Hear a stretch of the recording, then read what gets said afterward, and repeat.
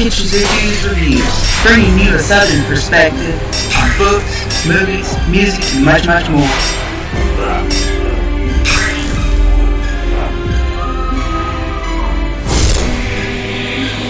Stick around for a while, you just might hear something wicked.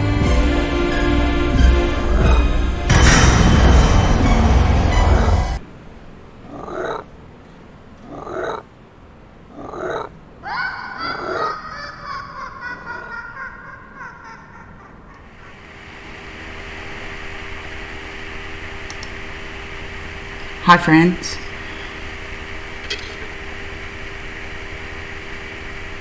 It's been a very confusing day.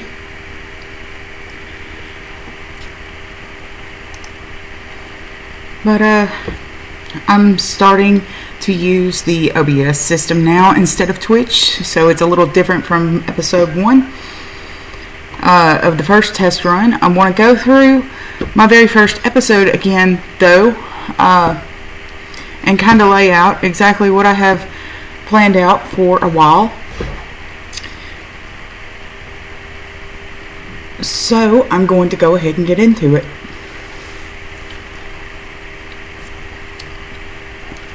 These 4 are going to be our Monday stack. And the titles include 1001 Things Everyone Should Know About Science by James Trefil,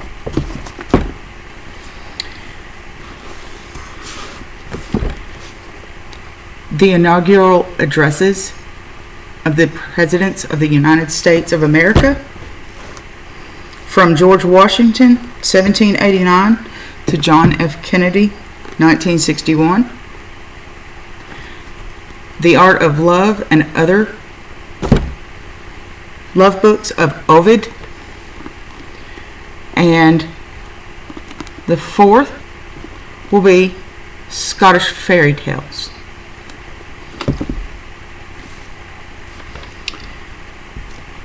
And every day I'll come to you with a new stack, and I'll read a small section out on the corresponding days. But let me go through all of the other days. Usually I will not have an actual set broadcast time.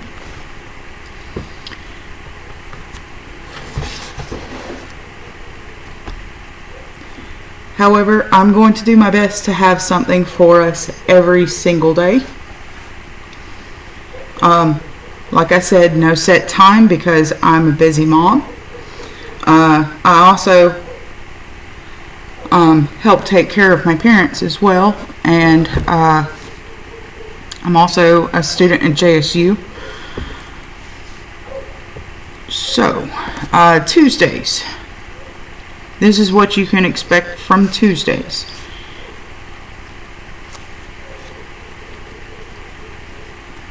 This is Aothin by Alexander Kinglake. A Book of Brave Deeds from the Young Folks Library.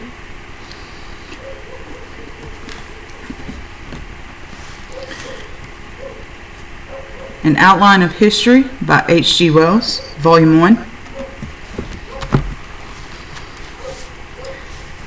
The Norton Anthology of American Literature.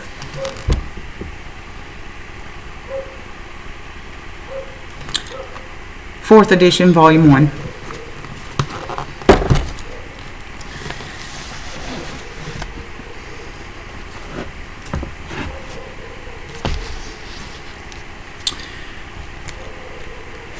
Wednesday.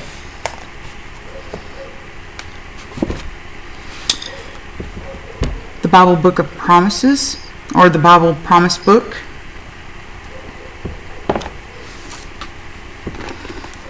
The Aeneid of Virgil,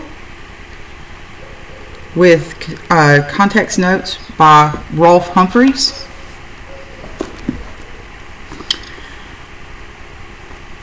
Songs of the Doomed by Hunter S. Thompson.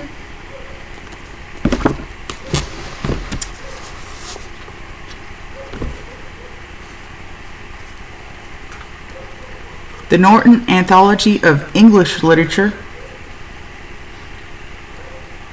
And we'll start with the Middle Ages. This is volume A of the 10th edition.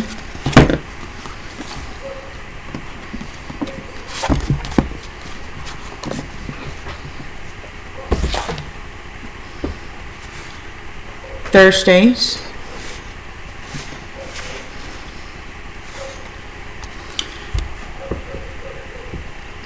will be Nomad Love by Yosef Amine El-Alami.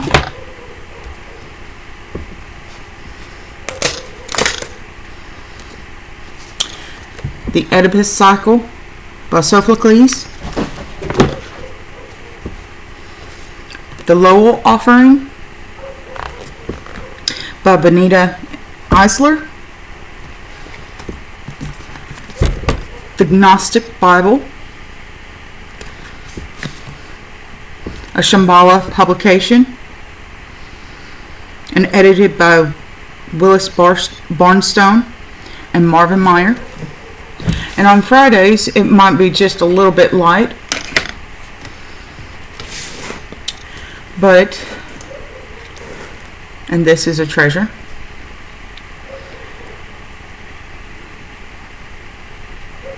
You can't see the title too well because it's so old, but it is the New Book of Etiquette.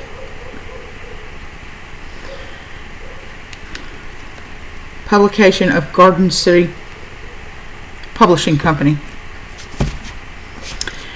And we will cover some of the Bard, William Shakespeare. We'll start off with comedies, and I might bring my other volume of the tragedies out, but with how tragic times are now, why would anyone want to read anything tragic, eh? So, as I said, I'm a little worked up today. It's been very confusing. Don't know what the hell's going on with Twitch. But I'm kind of shaken a little bit because one of the Twitch streamers that I usually watch, he got banned today midstream.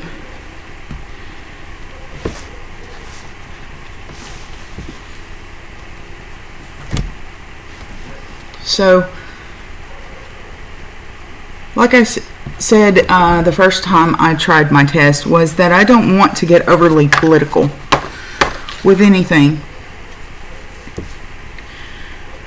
So,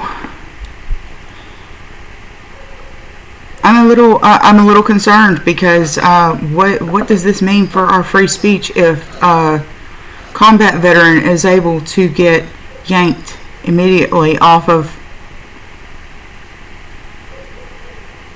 a stream like he was?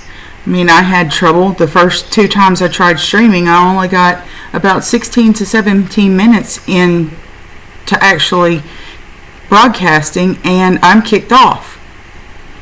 Now I have to wonder, was I kicked off because I was violating some terms? Well, I didn't get a strike. But it's very worrisome.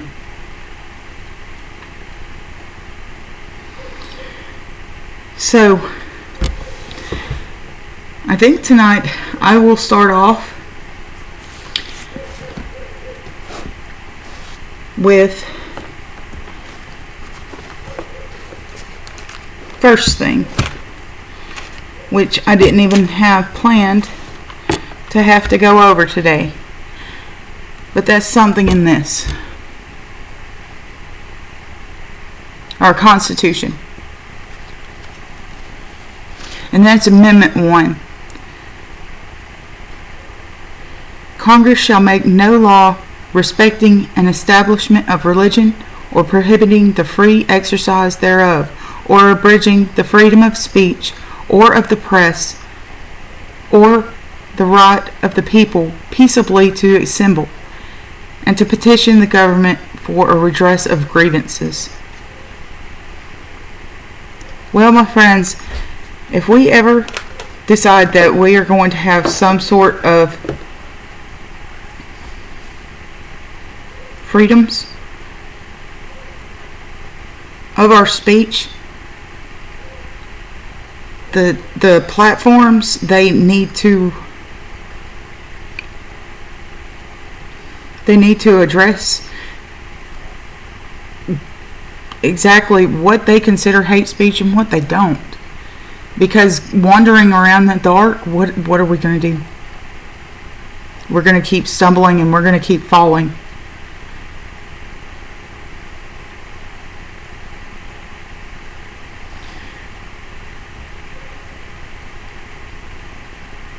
And secondly, we need to police ourselves, and we need to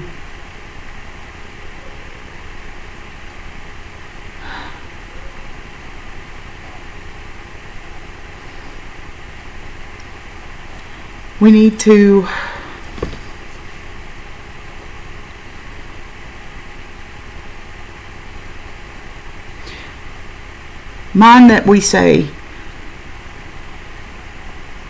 Mind what we say.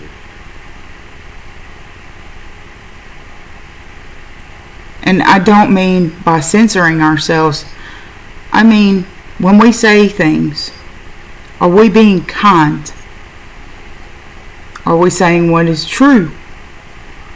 Is it inspiring? Is it helpful?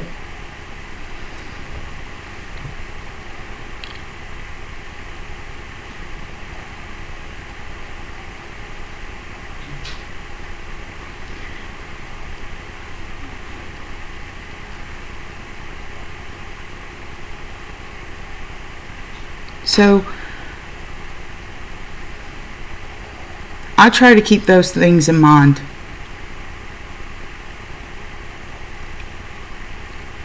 But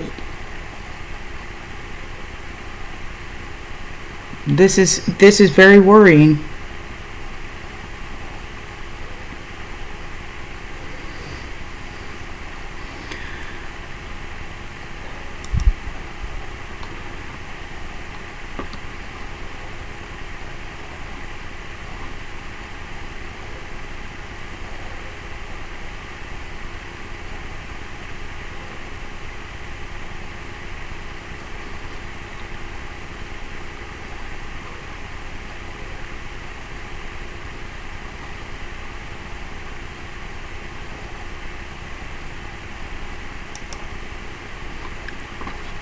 Okay, sorry for that small delay there. All right. So, I will start off with the inaugural addresses tonight.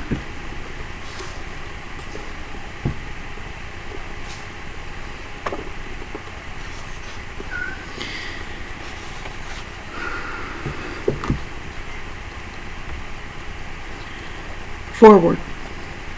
By order of House Concurrent Resolution Number 320, the Committee on the House Administration has been afforded the great privilege of effecting the publication of the inaugural addresses from President George Washington to President John F. Kennedy.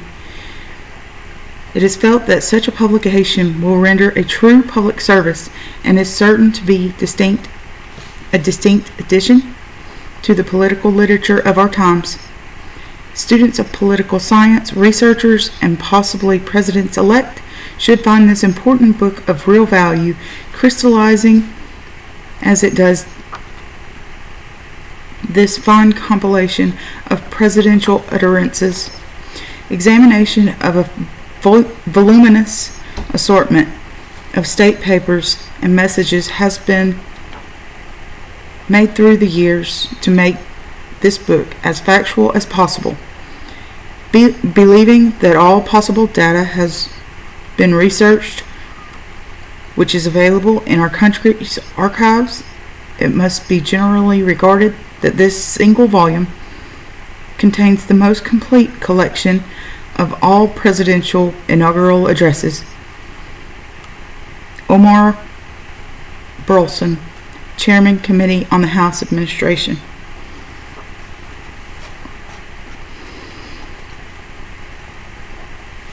Another interesting tidbit about this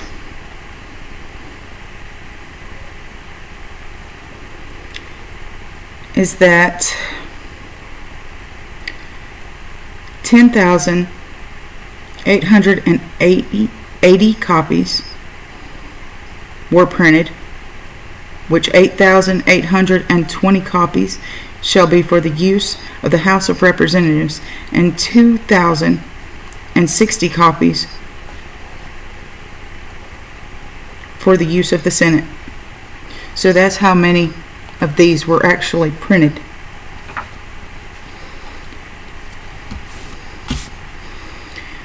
Okay.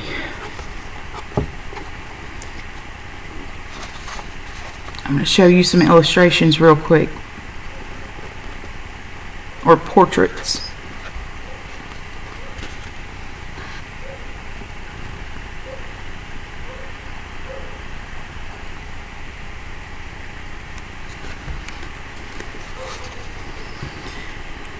These 4 presidents did not make inaugural addresses. Each was a vice president who was sworn into office immediately upon the death of the president. Tyler succeeded Harrison, Fillmore succeeded Taylor, Johnson succeeded Lincoln, and Arthur succeeded Garfield.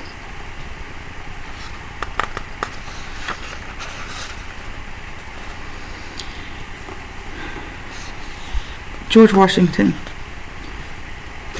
First inaugural address in the city of New York, April 30th, 1789. Fellow citizens of the Senate and the House of Representatives, among the vicissitudes incident to life, no event could have filled me with greater anxieties than that of which the notification was transmitted by your order and received on the 14th day of the present month, being April.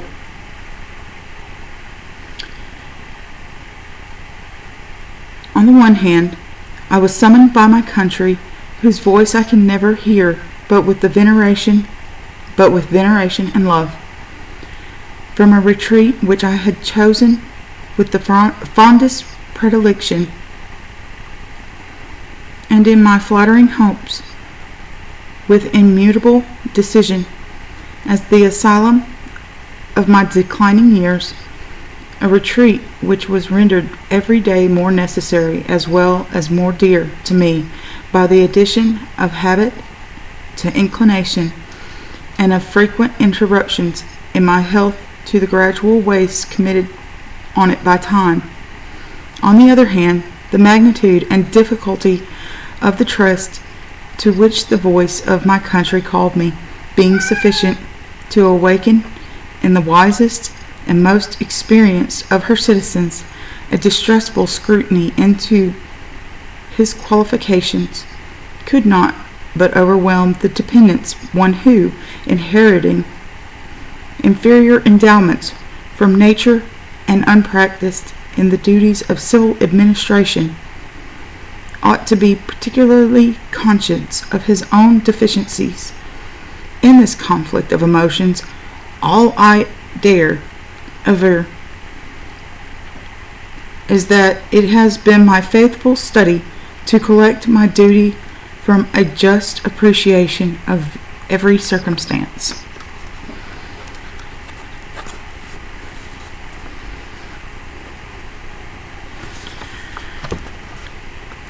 By which it might be effected.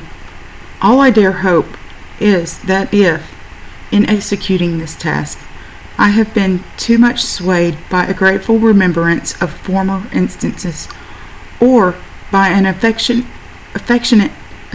sensibility to this transcendent proof of the confidence of my fellow citizens, and have thence too little consulted my incapacity as well as disinclination for the weighty and untried cares before me, my error will be palliated by the motives which mislead me, and its consequences be judged by my country with some share of the partiality in which they originated. Such being the impressions under which I have, in obedience to public summons, repaired to the present station, it would be particularly improper to omit in this first official act as my fervent supplication to that Almighty Being who rules over the universe, who presides in the councils of nations, and whose providential aids can supply every human defect, that his benediction may consecrate to the liberties and happiness of the people of the United States a government instituted by themselves for these essential purposes, and may enable every instrument employed in its administration to execute with success the functions allotted to his charge. In rendering this homage to the great author of every public and private good, I assure myself that it expresses your sentiments not less than my own, nor those of my fellow citizens at large less than either. No people can be bound to acknowledge and adore the invisible hand which conducts the affairs of men more than those of the United States. Every step by which they have advanced to the character of an independent nation seems to have been distinguished by some token of providential agency, and in the important revolution just accomplished in the system of their united government, the tranquil deliberations and voluntary consent of so many distinct communities from which the event has resulted cannot be compared with the means by which most governments have been established without some return of pious gratitude, along with an humble anticipation of the future blessings which the past seemed to presage.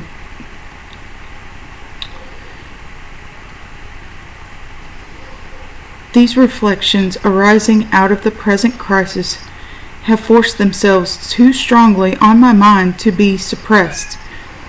You will join with me, I trust, in thinking that there are none under the influence of which the proceedings of a new and free government can more auspiciously commence. By the article establishing the executive department, it is made the duty of the President to recommend to your consideration such measures as he shall judge necessary and expedient. The circumstances under which I now meet you will acquit me from entering into that subject further than to refer to the great constitutional charter under which you are assembled, and which, in defining your powers, designates the objects to which your attention is to be given.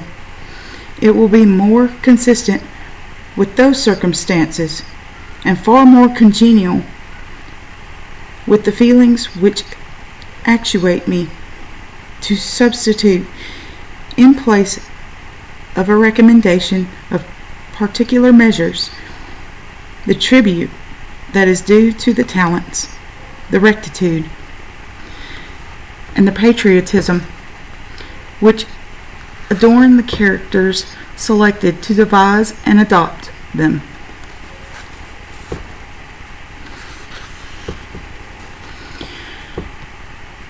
In these honorable qualifications I behold the surest pledges that as on one side no local prejudices or attachments, no separate views, nor party animosities,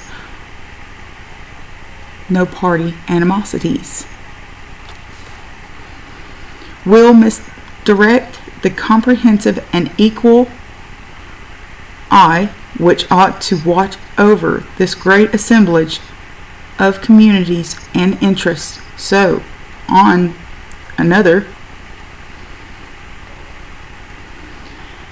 that the foundation of our national policy will be laid in the pure and immutable principles of private morality, and the preeminence of free government be exemplified by all the attributes which can win the affections of its citizens and command the respect of the world. I dwell on this prospect with every satisfaction which in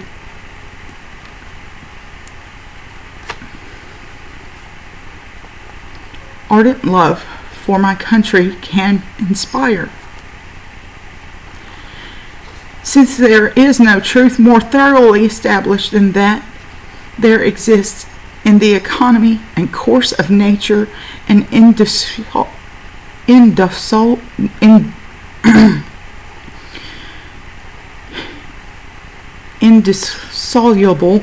union between value and happiness, between duty and advantage, between the genuine maxims of an honest and magnanimous policy, and the solid reward of public prosperity and felicity, since we ought to be no less persuaded that the propitious smiles of heaven can never be expected on a nation that disregards the eternal rules of order and right which heaven itself has ordained, and since the preservation of the sacred fire of liberty and the destiny of the republican model of government are justly considered perhaps as deeply and as finally staked on the experiment entrusted to the hands of the American people.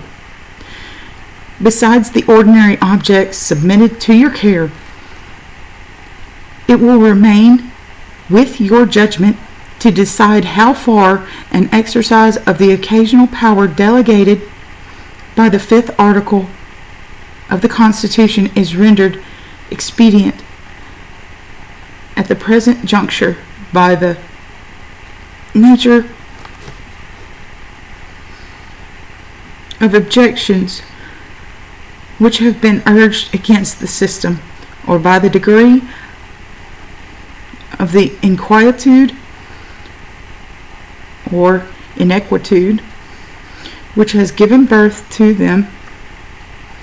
Instead of undertaking particular recommendations on this subject in which I could be guided by no lights derived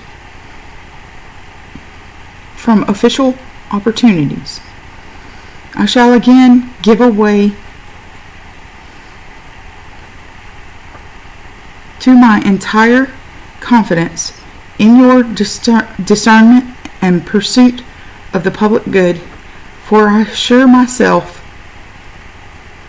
that whilst you carefully avoid every alteration which might endanger the benefits of an united and effective government, or which ought to await the future lessons of experience, a reverence for the characteristic rights of freemen, and a regard for the public harmony will sufficiently influence your deliberations on the question how far the former can be impregnably fortified, or the latter be safely and advantageously promoted. To the foregoing observations, I have one to add, which will be most properly addressed to the House of Representatives. It concerns myself, and I will therefore be as brief as possible. When I was first honored with a call into the service of my country, then on the eve of an arduous struggle for its liberties, the light in which I contemplated my duty required that I should renounce every punctuary compensation. From this resolution I have in no instance departed, and being still under the impressions which produced it, I must decline as inapplicable to myself any share in the personal emoluments which may be indispensary included in a permanent provision for the executive department and must accordingly pray that the pecuniary estimates for the station in which I am placed may during my continuance in it be limited to such actual expenditures as the public good may be thought to require. Having thus imparted to you my sentiments, as they have been awakened by the occasions which brings us together, I shall take my present leave, but not without resorting once more to the benign parent of the human race in humble supplication that, since he has been pleased to favor the American people with opportunities for deliberating in perfect tranquility and dispositions for deciding with unparalleled unanimity on a form of government for the security of their union and the advancement of their happiness, so his divine blessing may be equally conspicuous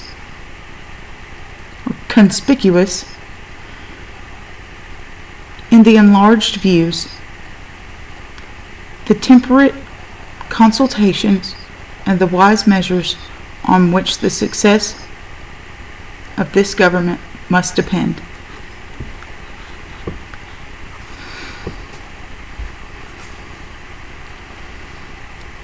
The second inaugural address in the city of Philadelphia, Pennsylvania, March 4th, 1793.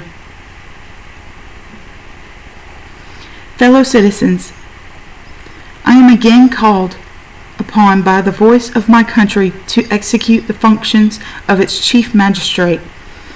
When the occasion proper for it shall arrive, I shall endeavor to express the high sense I entertain of this distinguished honor, and of the confidence which has been reposed in me by the people of the United America.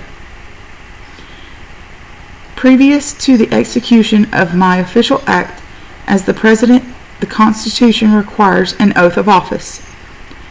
This oath I am now about to take, and in your presence, that if it shall be found during my administration of the government I have in any instance violated willingly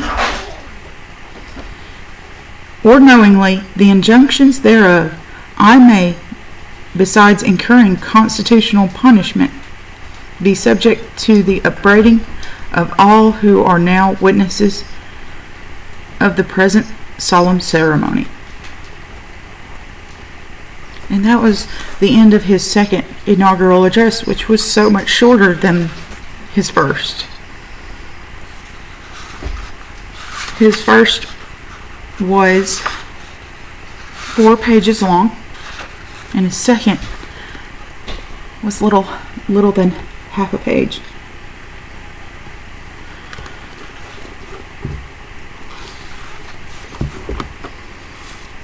And next Monday we shall revisit with John Adams and what he had to say.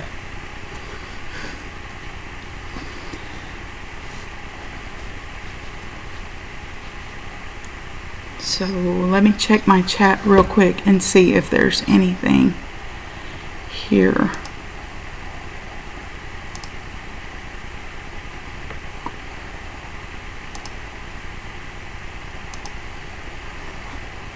Nope.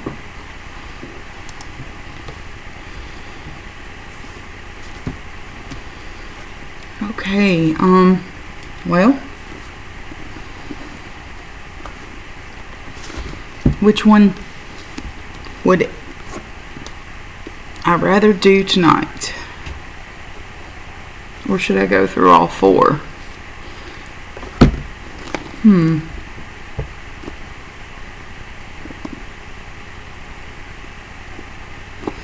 I believe I'll skip science until next Monday.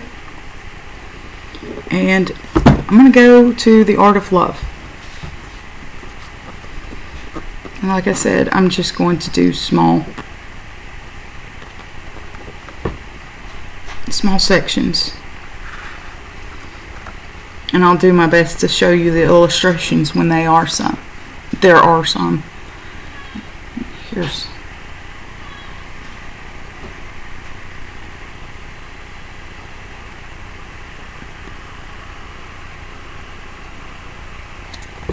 okay. I'll read you the back of the book jacket before so though. Ovid's Art of Love has been called in the world's Encyclopedia Britannica perhaps the most immoral book ever written by a man of genius. Its erotic brilliance appealed to the prevailing taste of the fashionable world of Ovid's day, an era of gross moral laxity, and has continued to fascinate readers for nearly 2,000 years. Written in the elegant and graceful language of sophisticated Augustan Rome, the first two books of the Art of Love contain advice for the predatory male. The third book is devoted to aiding the female in her pursuit of the male. All three books are graced with Ovid's unique wit. This volume also contains Ovid's other love books, The Loves, in which he wrote about his mistress Corinna, Love's Cure, a prescription for falling out of love, and The Art of Beauty, some further advice to the fair sex. It is interesting to note that all of the ancient poets, it was Ovid who made the most powerful impression on writers such as Marlowe, Spenser, Shakespeare, Milton, and Dryden.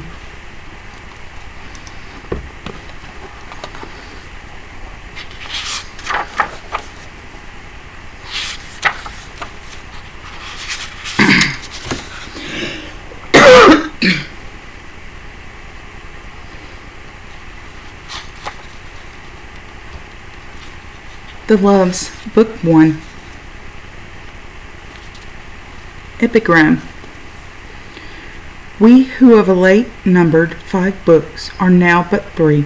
'Twas Ovid, our author, willed it so. If you win no joy from reading us, the abstraction of 2 books will at least lessen your displeasure. Elegy 1. The poet explains how it is he's come to sing of love instead of battles.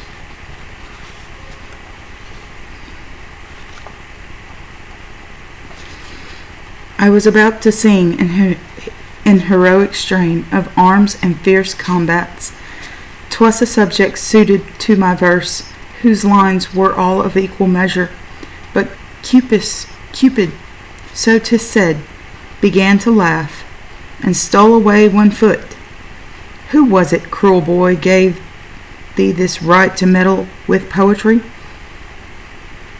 We poets belong to the train of the Muses, and follow not in thine.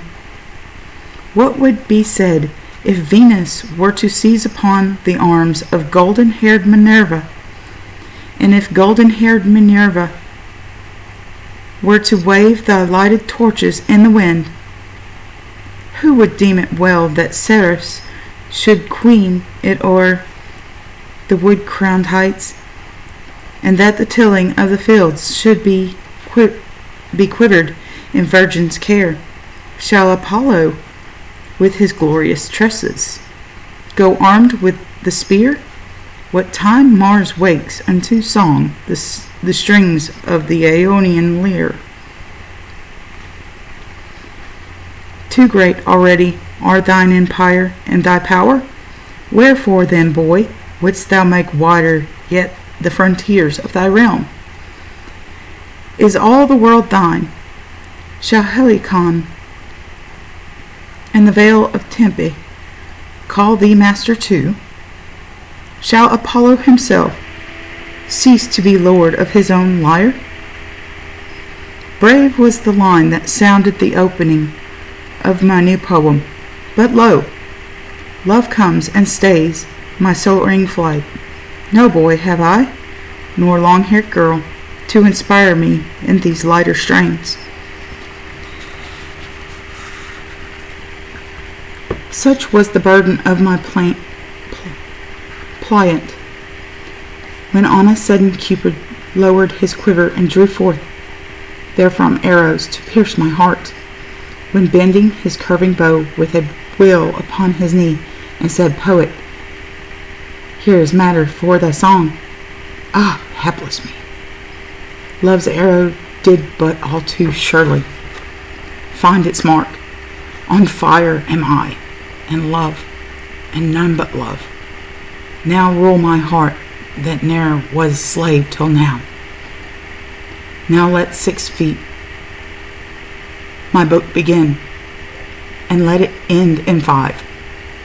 Farewell, fierce war. Farewell, thy measure too. Only with myrtle of salt seas, march, shout, thou bind thy fair head, my muse, who needs must tune thy numbers to 11 feet.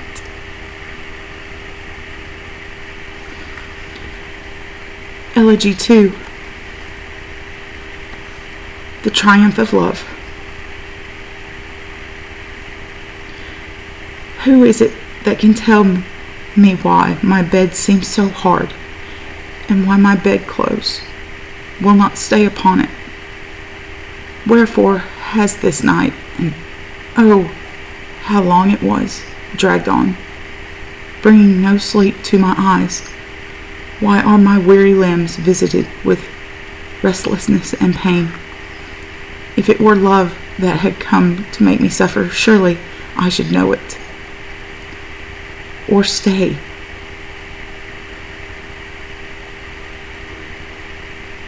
What if he slips in like a thief? What if he comes without a word of warning to wound me with his cruel arts? Yes, 'tis he. His slender arrows have pierced my heart, and though love holds it like a conquered land, shall I yield me to him? Or shall I strive against him, and so add fuel to this sudden flame? Well, I will yield. Burdens willingly borne do lighter weigh. I know that flames will leap from the shaken torch, and die away in the one you leave alone. The young oxen which rebel against the yoke are more often beaten than those which willingly submit. And if a horse be fiery, harsh is the bit that tames him. When he takes to the fray with a will, he feels the curb less galling. And so it is with love. For hearts that struggle and rebel against him, he is more implacable and stern than for such as willingly confess his sway. Ah well, be it so, Cupid, thy prey am I. I am a poor captive kneeling with suppliant hands before my conqueror. What is the use of fighting? Pardon and peace is what I ask, and little, I trow, would it rebound to your glory, armed as you are to strike down a defenseless man. Crown thy brows with myrtle, and thy mother's doves yoke to thy car. Thy stepfather will give thee the chariot that befits thee, and upon that chariot, amid the acclamations of the throng, thou shalt stand a conqueror, guiding with skill thy harnessed birds. Captives in thy train, youths and maidens shall follow, and splendid shall be thy triumph, and I, thy latest victim, shall be there with my fresh wound, and with submissive mane I will bear my new wrought fetters. Prudence shall be led captive with hands bound behind her back, and modesty and whatsoever else is an obstacle to love. All things shall be in awe of thee, and stretching forth their arms towards thee, The throng with mighty voice shall thunder to triumph. Caresses shall be thy escort, and illusion and madness a troop that ever follows in thine train. With these fighting on thy side, nor men nor gods shall stand against thee. But if their aid be lacking, naked shalt thou be. Proud to behold thy triumph, thy mother will applaud thee. Hold on one moment.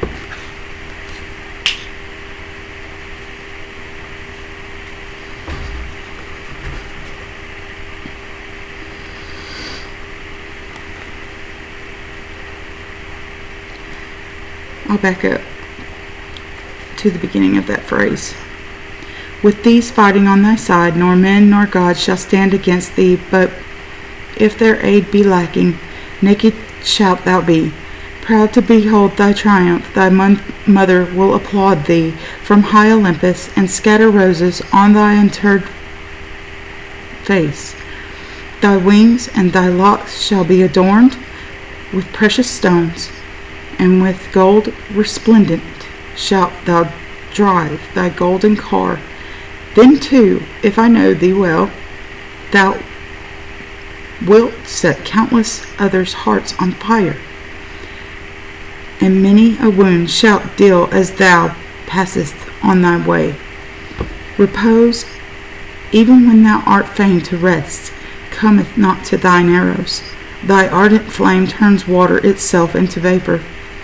Such as Bacchus when he triumphed over the land of the Ganges. Thou art drawn along by doves, his car was drawn by tigers. Since then, I am to have a part in thy godlike triumph. Lose not the rights which thy victory gives thee over me. Bethink thee of the victories of thy kinsman Caesar. He shields the conquered with the very hand that conquers them.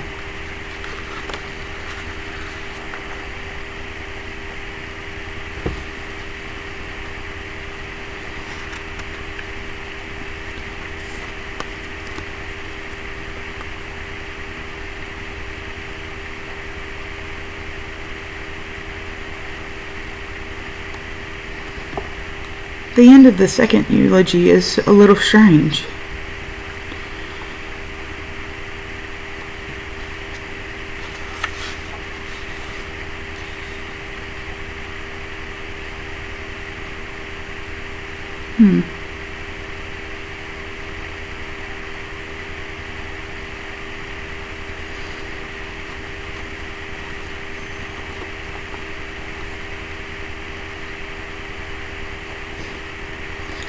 Alright. Well, if anybody in the chat would like to comment on that one, of what they thought about it, that would be nice.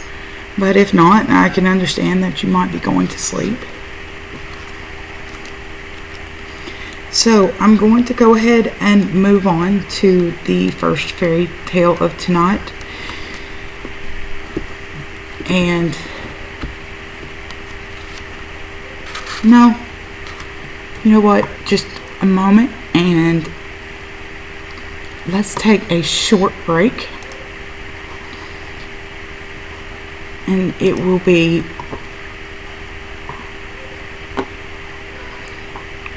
around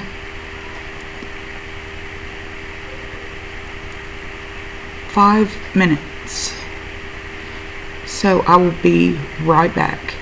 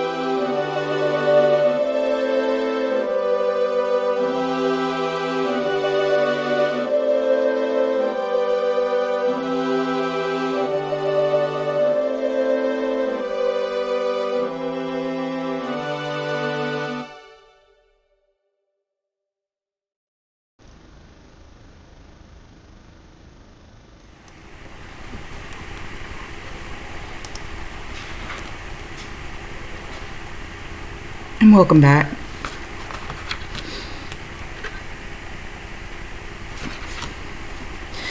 And continuing on, I'm going to read us a Scottish fairy tale tonight.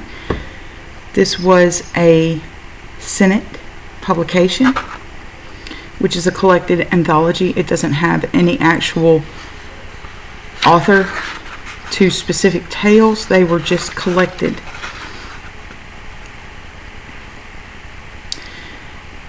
And this was published in 1995.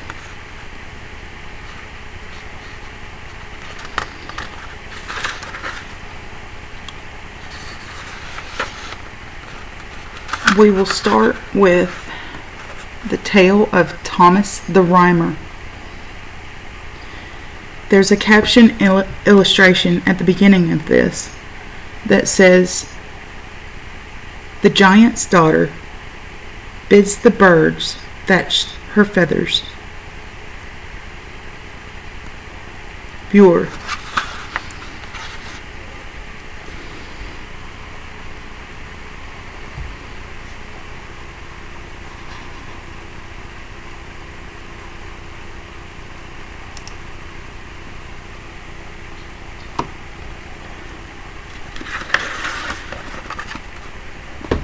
Thomas the Rhymer.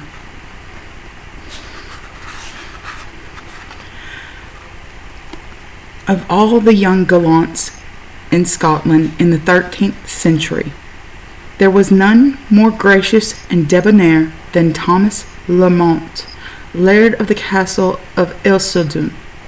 in Berwickshire.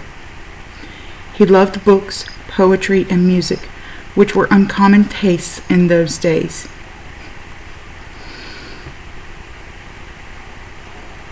And above all, he loved to study nature and to watch the habits of beasts and birds that made their abode in the fields and woods round his home.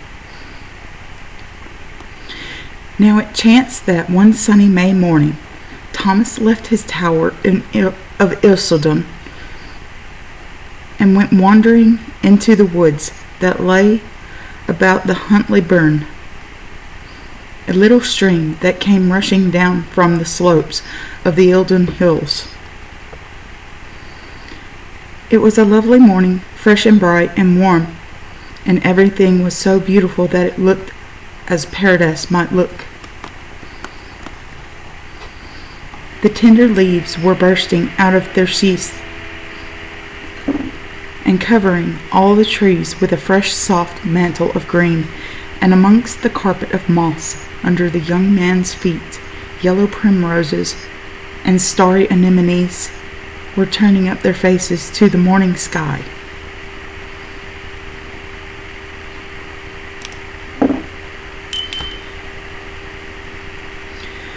The little birds were singing, like to burst their throats, and hundreds of insects were flying backwards and forwards in the sunshine, while down by the burnside the bright-eyed water rats were poking their noses out of their holes, as if they knew that summer had come and wanted to have their share in all that was going on.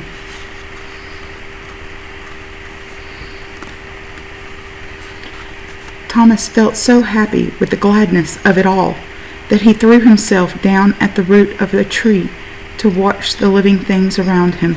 As he was lying there, he heard the trampling of horses' hooves as it forced its way through the bushes, and looking up he saw the most beautiful lady that he had ever seen come riding towards him on a grey palfrey. She wore a hunting dress of glistening silk, the color of fresh spring grass, and from her shoulders hung a velvet mantle which matched the riding skirt exactly. Her yellow hair, like rippling gold, hung loosely round her shoulders, and on her head sparkled a diadem of precious stones which flashed like fire in the sunlight. Her saddle was of pure ivory, and her saddle cloth of blood-red satin, while her saddle girths were of corded silk, and her stirrups of cut crystal. Her horse's reins were of beaten gold, all hung with little silver bells, so that as she rode along, she made a sound like fairy music. Apparently, she was bent on the chase, for she carried a hunting horn and a sheaf of arrows, and she led 7 greyhounds along in a leash, while as many scenting hounds ran loose at her horse's side. As she rode down the glen, she lilted a bit of an Irish.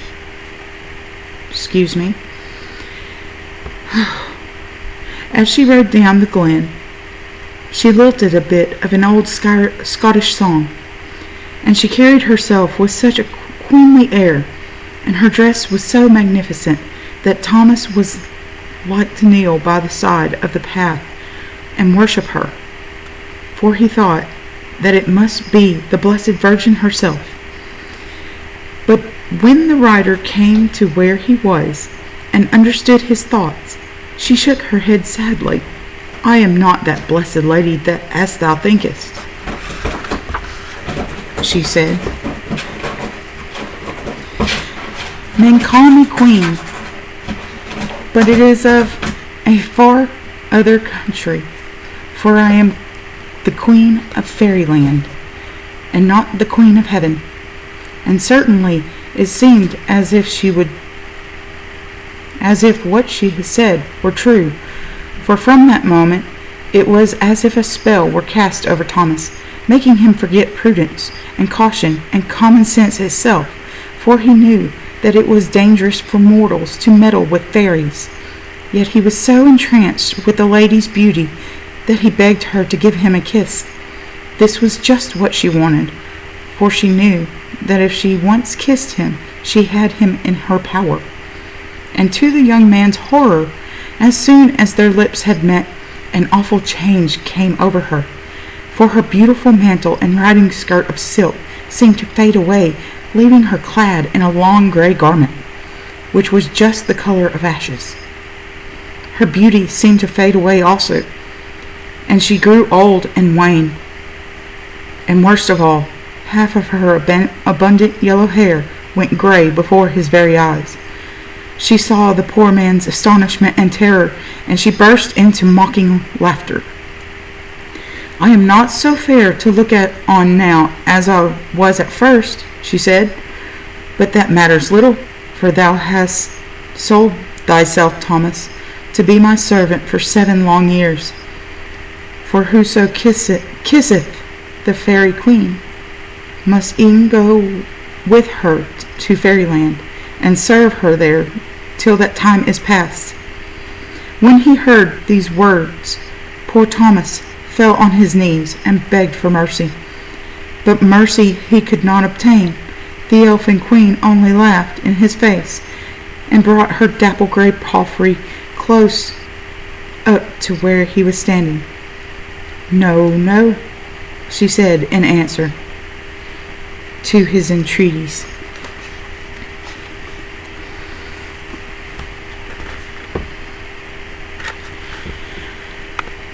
"Thou didst ask the kiss, and now thou must pay the price. So dally no longer, but mount behind me, for it is full time that I was gone." So Thomas, with many a sigh and groan of terror, mounted behind her, and as soon as he was done so, she shook her bridle rein, and the gray steed galloped off. On and on they went, going as swifter than the wind, till they left the land of the living behind, and came to the edge of the great desert, which stretched before them, dry and bare and desolate, to the edge of the far horizon. At least so it seemed to the weary eyes of Thomas of Islington, and he wondered if he and his strange companion had to cross this desert, and if so, if there were any chance of reaching the other side of it alive. But the fairy queen suddenly tightened her rein, and the gray palfrey stopped short in its wild career. "Now must thou descend to earth, Thomas," said the lady, glancing over her shoulder at her unhappy captive, "and lout down, and lay thy head on my knee, and I will show you the hidden things which cannot be seen by mortal eyes." So Thomas dismounted, and louted down, and rested his head on the fairy queen's knee, and lo, as he once more looked over the desert, everything seemed changed, for he saw 3 roads leading across it now, which he had not noticed before, and each of these 3 roads was different. One of them was broad and level and even, and it ran straight on across the sand, so that no one who was traveling by it could possibly lose his way. And the second road was as different from the first as it well could be. It was narrow and winding and long, and there was a thorn hedge on one side of it and a briar hedge on the other, and those hedges grew so high and their branches were so wild and tangled that those who were traveling along that road would have had some difficulty in persevering on their journey at all. And the third road was unlike any of the others. It was a bonny, bonny road, winding up a hillside amongst brackens and heather and golden yellow whins, and it looked as if it would be pleasant travelling to pass that way. "Now," said the Fairy Queen, "and thou will I shall tell thee where these 3 roads lead to. The first road, as thou seest, is broad and even and easy, and there be many that choose it to travel on. But though it be a good road, it leadeth to a bad end, and the folk that choose it repent their choice forever. And as for the narrow road, all hampered and hindered by thorns and the briars, there be few that be troubled to ask where that leadeth to. But did they ask, perchance more of them might be stirred up to set out along it. For that is the road of righteousness, and although it be hard and irksome, yet it endeth in a glorious city, which is called the city of the great King. And the third road, the bonny road, that runs up the brae among the ferns, and leadeth no mortal kens whither, but I can where it leadeth, Thomas, for it leadeth unto fair Elfland, and that road take we. And mark ye, Thomas, if ever thou hopest to see thine own tower of Ilsodun again, take care of thy tongue when we reach our journey's end, and speak no single word to anyone save me, for the mortal who openeth his lips rashly in fairyland must bid thee there forever." Then she bade him to mount her palfrey again, and they rode on. The ferny road was not so bonny all the way as it had seemed at first, however, for they had not ridden along it for very far before it had led them into a narrow ravine, which seemed to go right down under the earth, where there was no ray of light to guide them, and where the air was dank and heavy.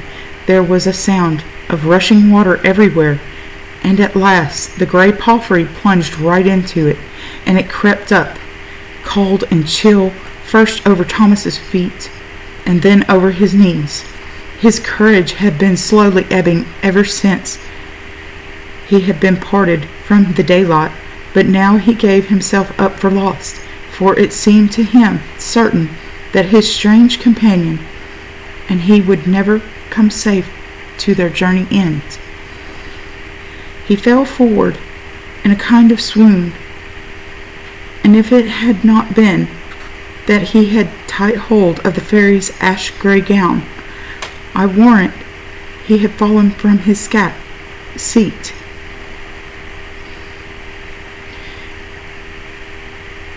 And had been drowned. But all things, be they good or bad, pass in time, and at last the darkness began to lighten, and the light grew stronger until they were back in broad sunshine. Then Thomas took courage and looked up, and lo, they were riding through a beautiful orchard where apples and pears, dates and figs and wineberries grew in great abundance. And his tongue was so parched and dry, and he felt so faint that he longed for some of the fruit to restore him. He stretched out his hand to pluck some of it, but his companion turned in her saddle and forbade him. "There is nothing safe for thee to eat here," she said, "save an apple, which I will give thee presently. If thou touch aught else, thou art bound to remain in fairyland forever." So poor Thomas had to restrain himself as best he could. And they rode slowly on until they came to a tiny tree all covered with red apples.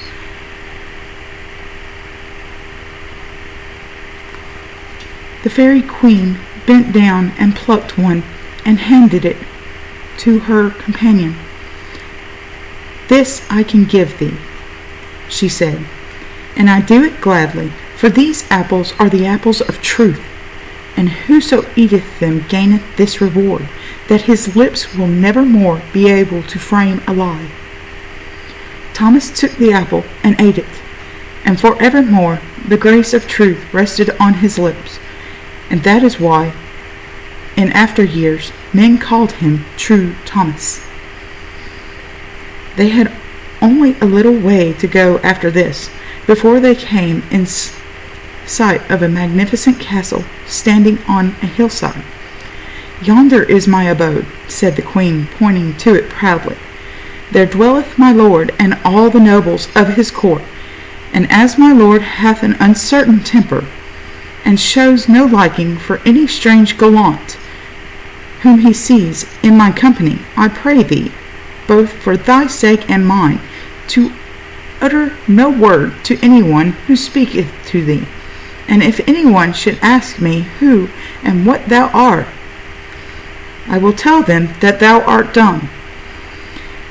So wilt thou pass unnoticed in the crowd." With these words the lady raised her hunting horn and blew a loud piercing blast, and as she did so, a marvelous change came over her again.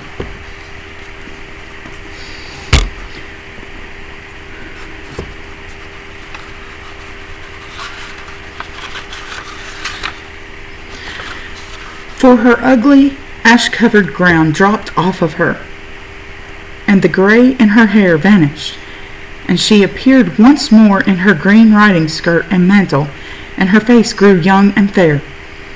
And a wonderful change passed over Thomas also, for he chanced to glance downwards. He found that his rough country clothes had been transformed into a suit of fine brown cloth, and that on his feet he wore satin shoes. Immediately the sound of the horn rang out, the doors of the castle flew open, and the king hurried out to meet the queen, accompanied by such a number of knights and ladies, minstrels and page boys, that Thomas, who had slid from his palfrey, had no difficulty in obeying her wishes and passing into the castle unobserved. Everyone seemed very glad to see the queen back again, and they crowded into the great hall in her train, and she spoke to them all graciously and allowed them to kiss her hand. Then she passed with her husband to a dais at the far end of the huge apartment, where two thrones stood, on which the royal pair seated themselves to watch the revels which now began. Poor Thomas, meanwhile, stood far away at the other end of the hall, feeling very lonely, yet fascinated by the extraordinary scene on which he was gazing. For although all the fine ladies and courtiers and knights were dancing in one part of the hall, there were huntsmen coming and going in another part, carrying in great antlered deer, which apparently they had killed in the chase, and throwing them down in heaps on the floor. And there were rows of cooks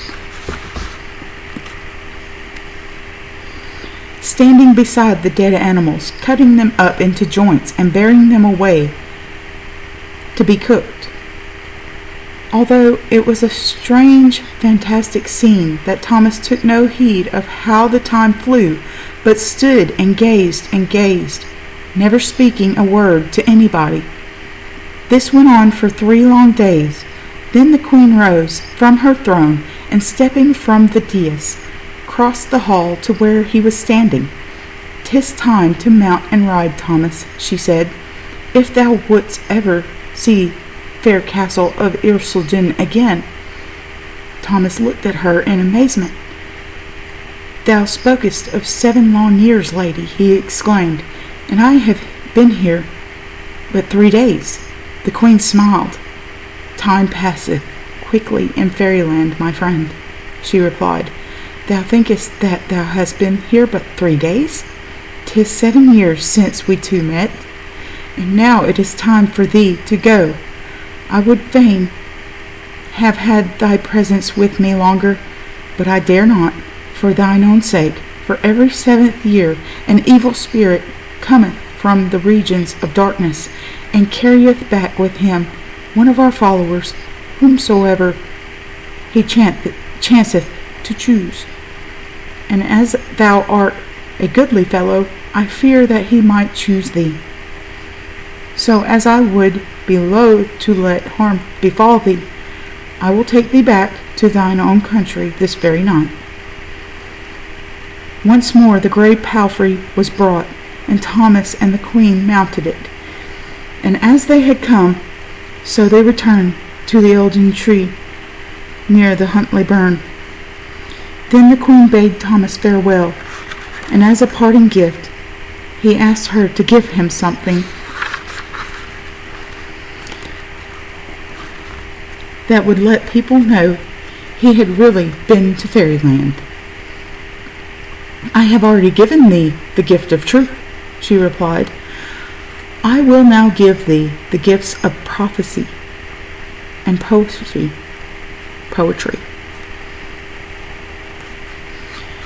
so that thou wilt be able to foretell the future, and also to write wondrous verses. And besides these unseen gifts, here is something that mortals can see with their own eyes, a heart that was fashioned in fairyland. Fare thee well, my friend. Some day, perchance, I will return for thee again. With these words the lady vanished, and Thomas was left alone, feeling a little sorry. If the truth must be told, at parting with such a radiant being, and coming back to the ordinary haunts of men, after this he lived for many a long year in his castle of Ilseden, and the fame of his poetry and of his prophecies spread all over the country, so that people named him True Thomas and Thomas the Rhymer. I cannot write down for you all of the prophecies which Thomas uttered and which most surely came to pass, but I will tell you one or two.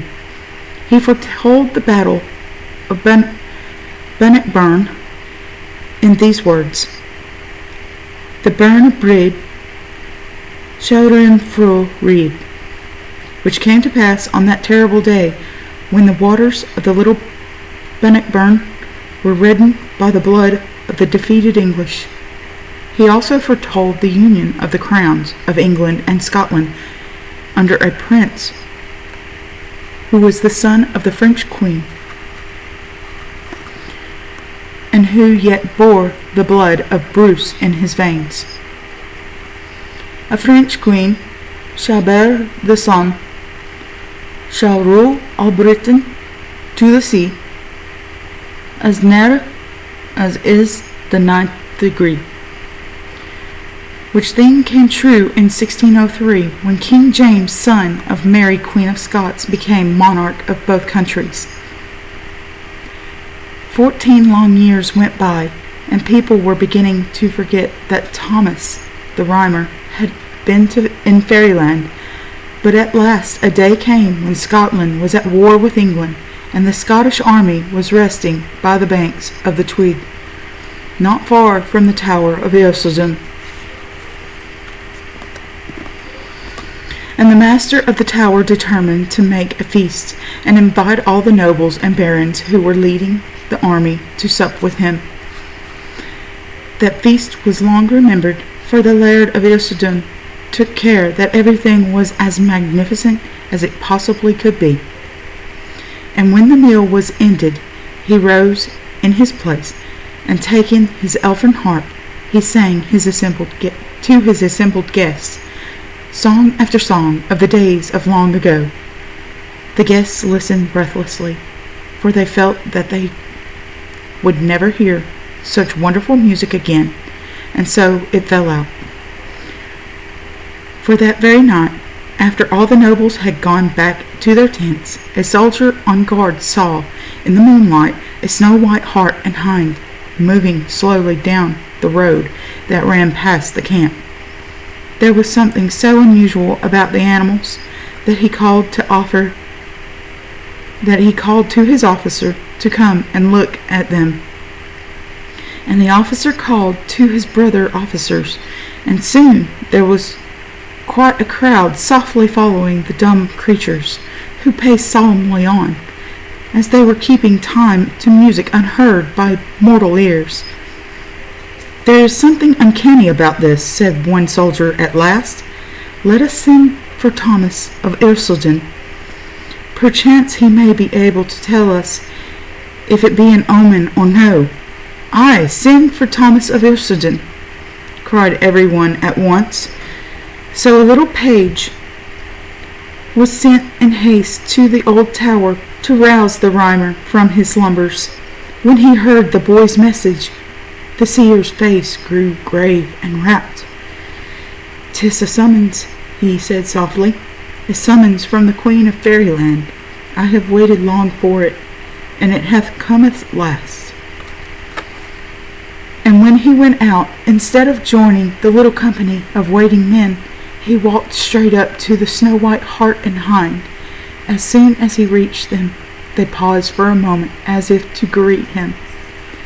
Then all three moved slowly down the steep bank that sloped to the little river Leader, and disappeared in its foaming waters, for the stream was in full flood.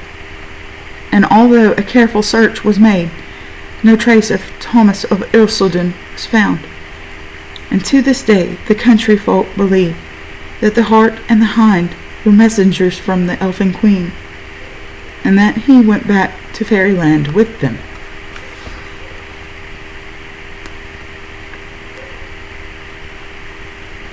So ends Thomas the Rhymer.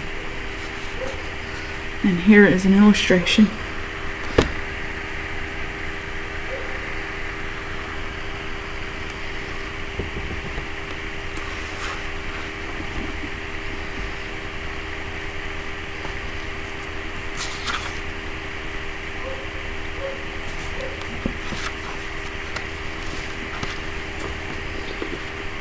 So I hope you enjoyed this first production of Wicked Shizuku's reviews, and I hope you will be able to join me tomorrow night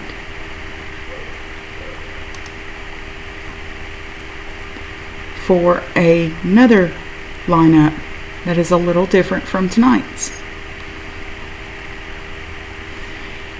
You can reach me on Twitter at samlin_toll, email wickedshizuku@gmail.com, and Telegram at t.me wickedshizuku's reviews. Thanks for watching. Have a good evening.